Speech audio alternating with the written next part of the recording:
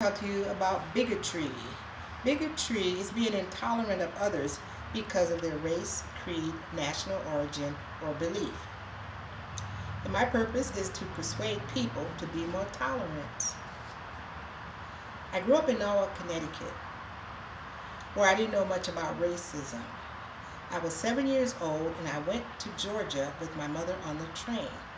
When we got to the station, I went to the drinking fountain.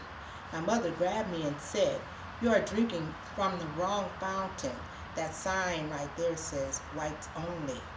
She took me to the fountains for black people. From then on, I wondered if my little friends in Connecticut knew about these things.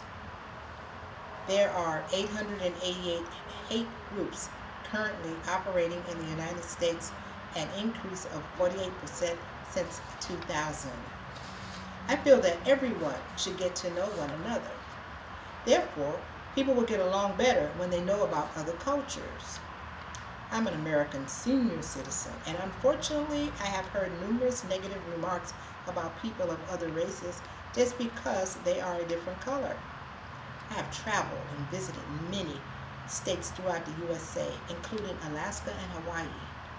My travels as an award-winning novelist, playwright, and journalist also took me across the waters to Europe, where I visited the Parisians in France and our British neighbors in London and our Spanish people in Mexico.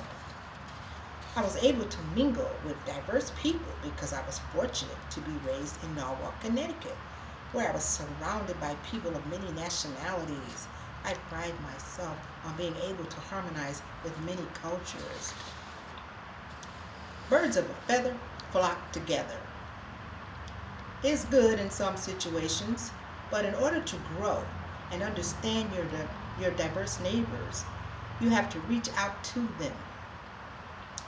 Different types of racism: blatant racism, outright racist that, without apology or confusion, tell people of color that because of their color, they don't appeal to them.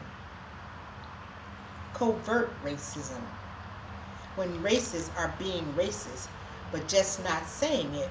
For instance, upon seeing a potential tenant is Indian, rather than saying it directly, a landlord will pull the apartment off the market without providing an explanation. I have shown you that racism, what it does, and several kinds. My objective is to make the world a better place by asking for action and not just complaining about reactions. The call to action is to break the barriers. Every American citizen should approach and make friends with someone of a different race at least once a week or every day if possible. Time is running out. The world can only get better if we meet our differences face to face.